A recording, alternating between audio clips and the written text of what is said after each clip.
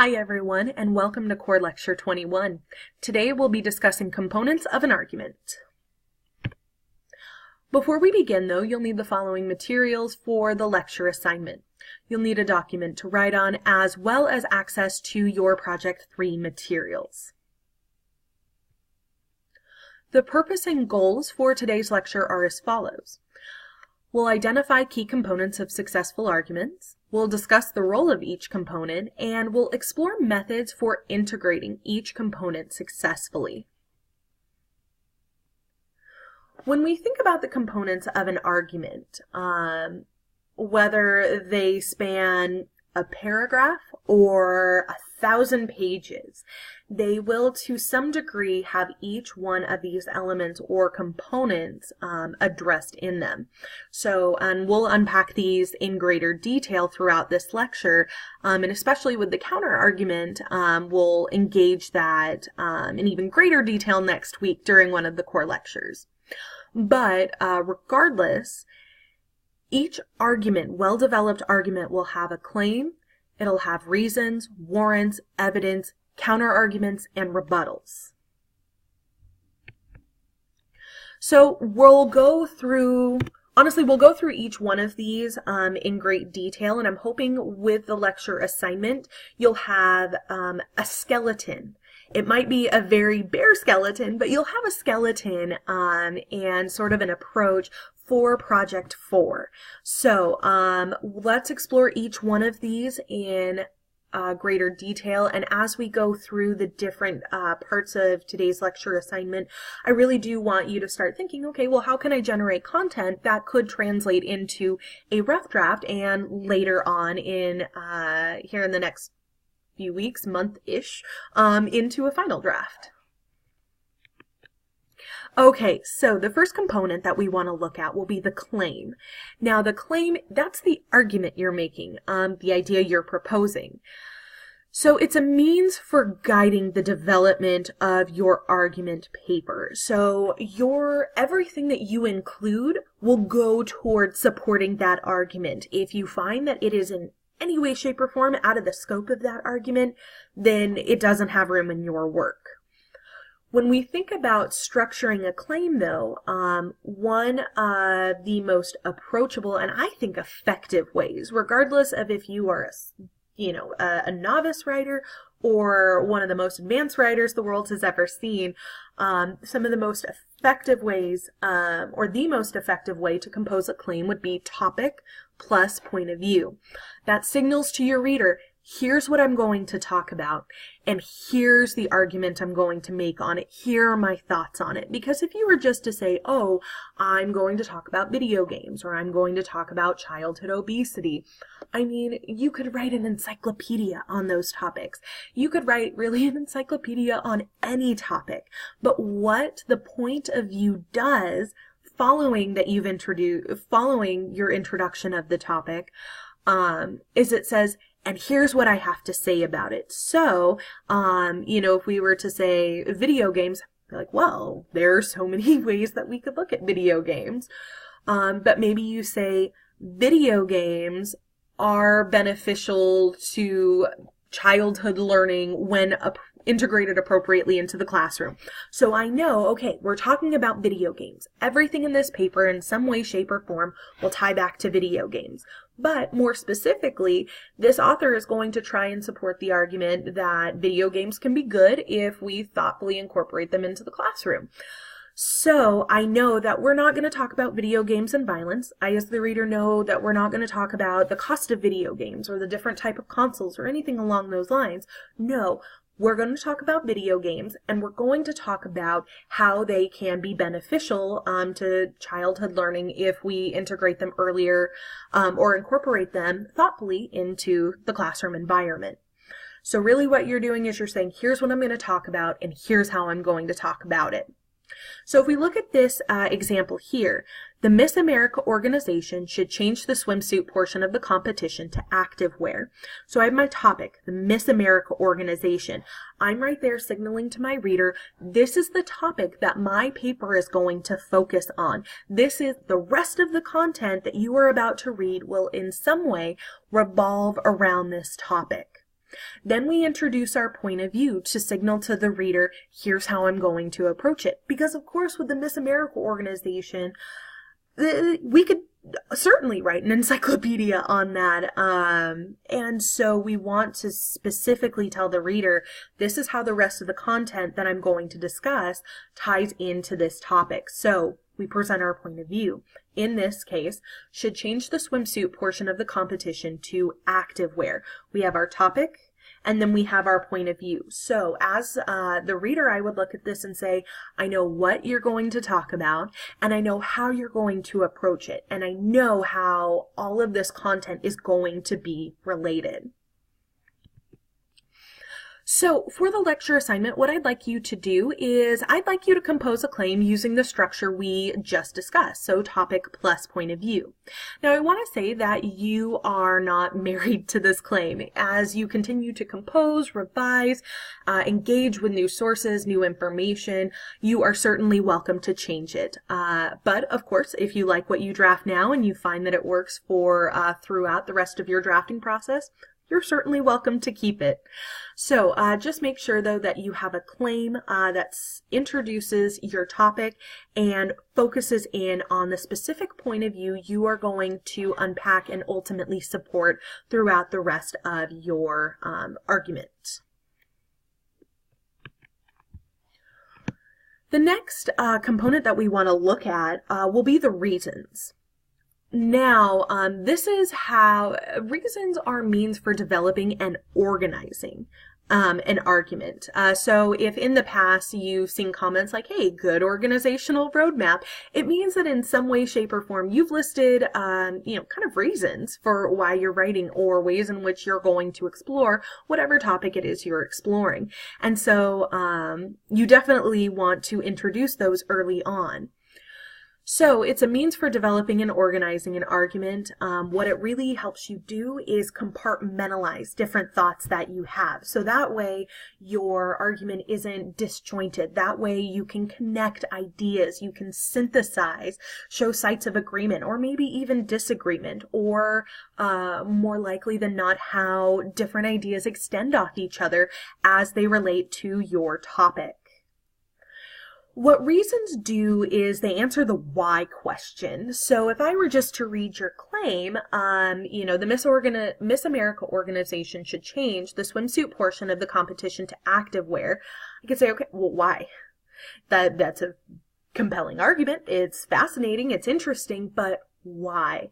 And your reasons will help explain that. And it's really a way for you to say, I'm going to put my different ideas sort of into boxes. That'll help you unpack that throughout the rest of your essay. It's often preceded by the word because or a synonym or a like word. So if I were to say why should we do this? You'll probably respond with, well, because. And so, we do that in everyday conversation anyway. Okay, well, why did you do this? Or why did you do that? Well, because, so why did you take the $20 bill? Well, because we needed more milk, eggs, and bread from the store. So it's really an opportunity for you to answer why. And it's not just, of course, it helps with organization, and that's a big function of why we include reasons, but it helps you to really dig into why your argument is important and how you can sustain it, perhaps over time. Now, when we think about the number of reasons that we include to support a claim, we should often limit ourselves to between 2 and 4. The ideal number is 3. Interestingly enough, there's actually research that talks about 3 is the magic number, especially in marketing. So if you're going to say you should buy this because reasons 1, 2, and 3. But we can look at some of that research and justify a very similar conclusion in academic writing. So if we have 1 reason, then it kind of makes the overall argument or the overall claim look weak. Because if I can only give you one reason, especially for why should this be legal, or why should we address this, or why should we give this policy a bunch of money, if you only have one reason, then of course your argument, your claim isn't that compelling. It sort of loses its authority.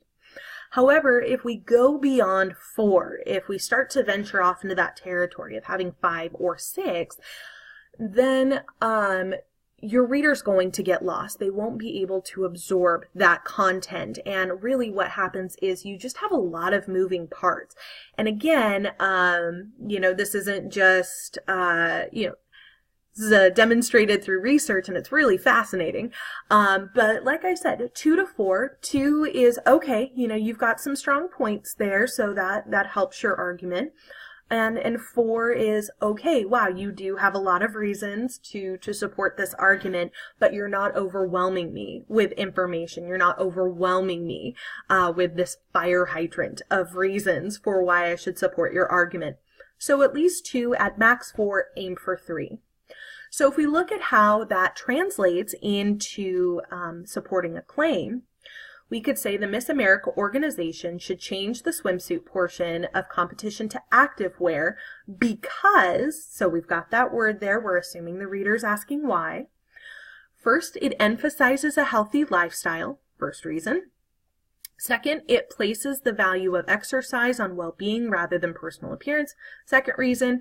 And it does not place women into an objectified position, third reason. So why should why should we discontinue the swimwear part of the competition and substitute it for activewear? Reasons 1, 2, and 3. So why? Because 1, 2, and 3. So as you go throughout, and you revisit your claim, you want to think, okay, well, why should people support this? And that's what I want you to think about with the next part of the lecture assignment. I want you to compose 3 reasons the audience should accept your claim. Again, you are not bound to these reasons. As you continue to compose and revise and get more information, you can certainly change them. But this should allow you to understand, okay, well, what kind of argument am I making, and in what ways can I justify or rationalize this argument? And that's what reasons really allow you to do, as well as to help you sort of compartmentalize the different ideas for why your claim is important and should be supported. The next component that we'll want to think about will be the warrant. Now, this explains how and why the reasons and evidence support your claim. The next component that we'll want to look at will be the warrant. The warrant explains how and why the reasons and evidence, which we'll look at in a little greater detail here in just a second, support your overall claim. In fact, you can look at the warrant as a sort of bridge between one idea and the next. So what the warrant also allows you to do is it allows you to say, hey, this is why this is relevant. This is why I'm talking about it. So if you go back to thinking about including a statement of relevance, when we include a direct quote, if we summarize or we paraphrase another source, we do always want to include that statement of relevance. Like, this is why this is important, or this is why I'm discussing this. So you can see the warrant sort of serving that role in your own original writing. So if we look at it through the example that we've been building off of, the Miss America organization should change the swimsuit portion of the competition to activewear because it does not place women into an objectified position. When young women see contestants in activewear, they can identify value in their physical bodies intrinsically rather than viewing it as an artifact for others. So we're basically saying, this is why I'm bringing up this reason. This is why I've introduced this reason to support my claim. So again, the warrant is really going to function as a bridge. Now, what's great about warrants and why you always want to make sure that you've thoughtfully developed them in your writing is because they help you as the writer ensure that the reader understands the content in the way that you want them to. The warrant is really your opportunity to say, here's some information, here's why I'm discussing it, and here's how it's related to other things that I'm discussing. And so you just want to make sure that you definitely have those bridges between your various ideas that you introduce. The next component we'll look at will be evidence. Now, you've already gathered a lot of evidence through projects 2 and especially through project 3. So the evidence explains why the claims and reasons are acceptable. Evidence can take on a number of different forms, depending on the topic you're writing on, depending on the information available, and depending on who your audience is. So, for example, if you are writing for a particular religious community, maybe you'll want to cite one text over another. So, going back to perhaps a religious example, if you were to be writing for a predominantly LDS audience, citing the Book of Mormon would be relevant evidence. But let's say you are speaking to a Jewish reader, or an agnostic reader, or a Methodist reader, someone who perhaps doesn't have that text in their religious doctrine. That might not be the greatest form of evidence because they might not be familiar with it, or they might not assign as great a value to it in a religious sense. So evidence can change from not only from one topic to the next and one argument to the next, but from one audience to the next. So you do want to be aware of who you're composing for and what kind of evidence they value. Now, of course, that can be quantitative or qualitative. So it can be more of the hard numbers, or it can be more kind of humanistic research. So things like interviews, narratives, ethnographies, things that really get at the human experience beyond just numbers. Also, what evidence allows you to do is it provides you entry into the ongoing discussion. So you already got experience doing that in Project 2, where you responded and said, hey, this is the synthesis I defined, and this is how I respond to that conversation. Well, of course, in argumentative writing, you might not do that as explicitly as we did in the synthesis paper, or as explicitly as we did in the synthesis paper. But it allows you to say, yeah, so-and-so makes a really good point, and this is how it's relevant to what I'm writing on, and this is how my ideas build off of theirs, or challenge theirs, or extend theirs, or support theirs. And so evidence not only helps you support your own argument for your audience, but it tells others interested in that topic and who are also examining similar issues, hey, this is how I fit into the conversation. These are why my ideas are important as we discuss this topic. So returning to our example, the Miss America organization should change the swimsuit portion of the competition to active wear because it emphasizes a healthy lifestyle. In fact, a study conducted by Harvard University reveals that in the weeks following pageants like Miss America and Miss USA, women search for quick methods for losing weight twice as much as they search methods for maintaining a healthy lifestyle. This demonstrates that the current practice of a swimsuit portion promotes negative body maintenance practices.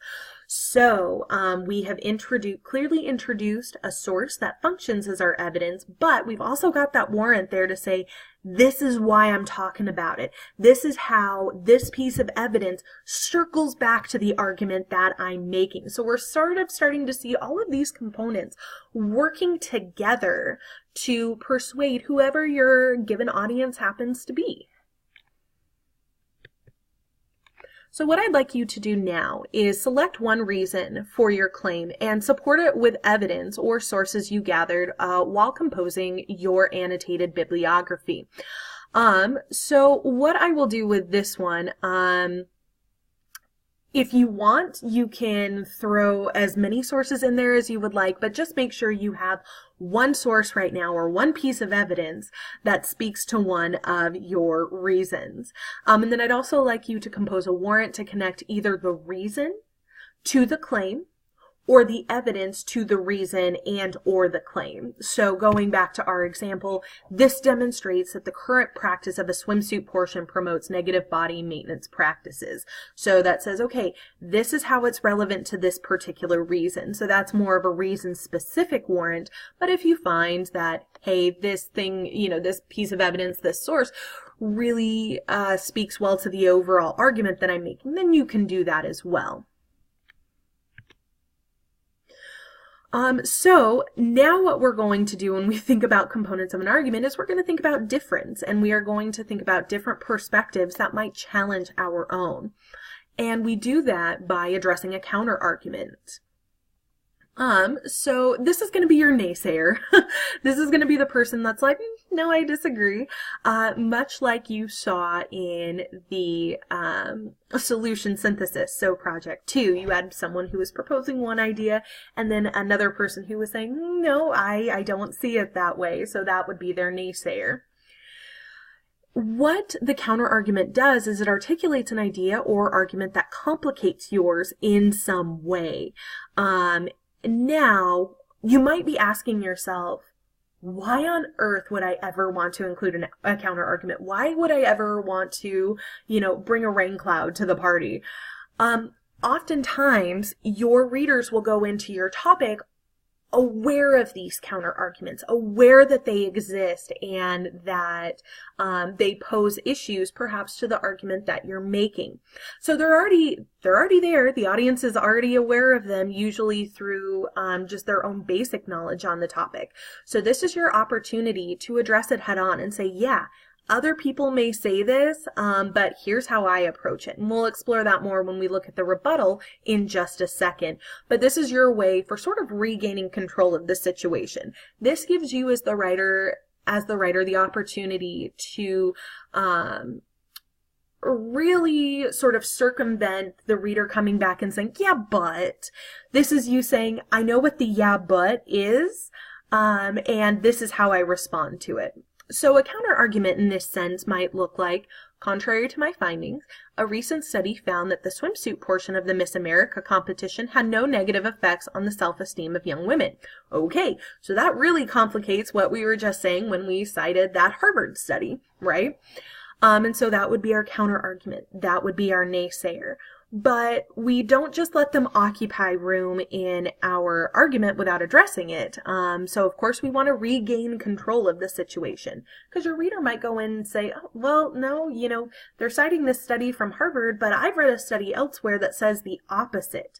So again, it's already in your reader's mind. They're probably already aware of it, but this is how you get the leg up on the counter argument. So we do that through a rebuttal. Now, this is going to be your response to the counter argument. Now, remember, it should utilize civil language. We don't want to have any fence building language. We want to make sure that we are treating the counter argument with the appropriate respect that they deserve. Really what we want to get at is we want to demonstrate the counter-argument's shortcomings, whatever that might be. Perhaps a study is dated, maybe it's been debunked, maybe the agenda behind why the counter-argument exists. Maybe the purpose is not as ethical as it should be. So there are a number of different ways that you could demonstrate the counter-argument's shortcoming, and really what this comes down to is what's going to be the best way to address it for your audience, and how is that going to help you further support your argument. So, returning to the example we just discussed, we could say, contrary to my findings, a recent study found that the swimsuit portion of the Miss America competition had no negative effects on the self-esteem of young women. So there was the counter-argument. A rebuttal then could read, however, this study was funded by swimwear companies that outfit many of the contestants, allowing us to question the quality of the study and its findings. So at no point did we say, however, these people are idiots, or these people are really dumb, or they're just greedy, swimsuit companies who want to continue fitting the contestants. So we're utilizing civil language, but we are still very clearly identifying the shortcomings of the counter argument. In this case, the purpose for why the study in and of itself existed.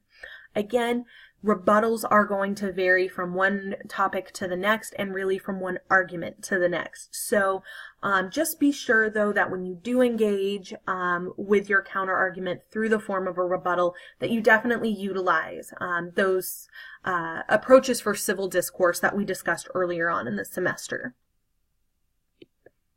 Okay, so we'll talk in greater detail about counter arguments next week. So don't worry about any of that for right now. But you should have, your claim, reasons, and a piece of evidence with a warrant attached to it at this point. And again, you can start to see how your argument is forming and developing. And we're going to continue to build on this throughout the rest of the semester. So what you'll need to do for this week's homework is you'll need to include your Core Lecture 21 summary and assignment in your Week 11 homework submission.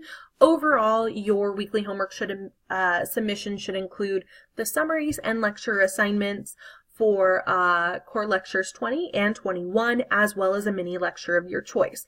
All of those are due to Canvas by 11:59 p.m. on Sunday, March 24th. If you have any questions or would like to discuss any of these concepts in greater detail, please don't hesitate to contact me via Canvas DM. All right, everyone, until next time.